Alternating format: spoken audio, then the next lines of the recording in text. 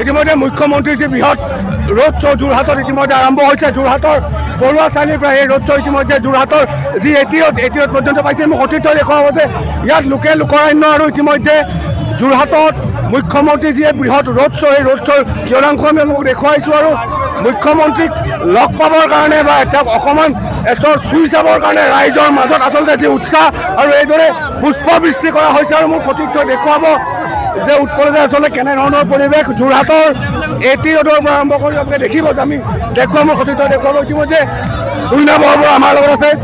আজি এই ৰোড শ্ব'ই কি প্ৰমাণিত কৰিলে কিমান জনসমুদ্ৰ হৈছে আপোনালোকে নিজে দেখা পাইছে, নিজে উইটনেছ কৰিছে কেনেকৈ ৰাইজ স্বতঃস্ফূৰ্তভাৱে ওলাই আহিছে মাননীয় মুখ্যমন্ত্ৰী ডাঙৰীয়াৰ এই ৰেলীলৈ। ইয়াতে প্ৰমাণ কৰে যে মাননীয় সাংসদ তপন গগৈ ডাঙৰীয়া পুনৰবাৰ জয়ী হ'ব আৰু খুব বিপুল ভোটেৰে জয়ী হ'ব।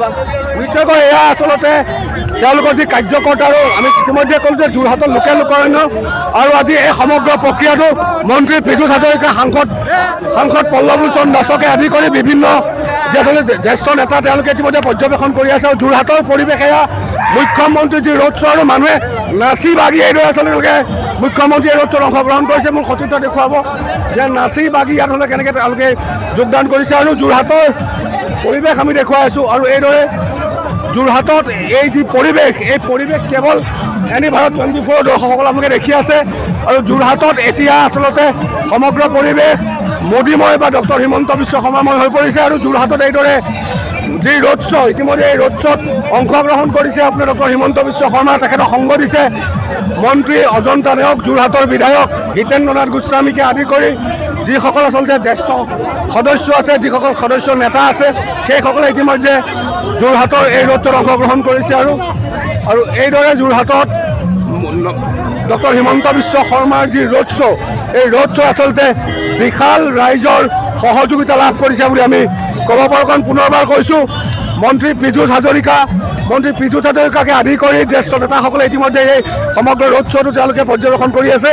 আৰু এইদৰে যোৰহাটত এতিয়া লোকে লোকাৰণ্য হৈ পৰিছে। কাৰণ যোৰহাটত এতিয়া ডক্টৰ হিমন্ত বিশ্ব শৰ্মাৰ যি ৰোড শ্ব', সেই ৰোড শ্ব' ইতিমধ্যে ব্যাপক জনপ্ৰিয় লাভ কৰিছে। আৰু সিদ্ধাংশু অংকুৰ বৰুৱা আছে, আমি তেখেতেও বহুত কষ্ট কৰিছে, কিন্তু আজি অসমৰ আশাবাদী বুলি ক'বনে? আশাবাদী নহয়, আমি সংকল্পবদ্ধ প্ৰতিজ্ঞাবদ্ধ যোৰহাটৰ ৰাইজে বহুত ব্যৱধানত জয়যুক্ত হ'ব। আজি ইতিমধ্যে যোৰহাটৰ ৰাইজে স্বতঃস্ফূৰ্তভাৱে যি ধৰণে ওলাই আহিছে তাক প্ৰমাণ কৰি দিলে। বিশেষভাৱে যুৱ শক্তি ওলাইছে। যি ৰাজনৈতিক দলৰ পৰা যুৱ শক্তি আৰু ৰাস্তা আছে, সেই ৰাজনীতিৰ উত্থান নিশ্চিত। আজি একদম নিশ্চিত হ'ব তপন গগৈ ডাঙৰীয়া বৃহৎ ব্যৱধানত জয়যুক্ত হ'ব। নিশ্চয়কৈ যুৱ শক্তি ওলাই আহিছে। আৰু যুৱ মৰ্চাৰ ৰাজ্যিক সভাপতিগৰাকীয়ে ইতিমধ্যে স্পষ্ট কৰিছে এই আশাবাদী নহয়, তেওঁলোক সম্পূৰ্ণ বিশ্বাসী যে এইবাৰ যোৰহাটত বিপুল ভোটৰ পৰিমাণত জয়যুক্ত হ'ব বৰ্তমানৰ সাংসদ তপন কুমাৰ গগৈ। যোৰহাটৰ পৰা কংকন জ্যোতি শৰ্মা ৰিপৰ্ট, এনি ভাৰত 24।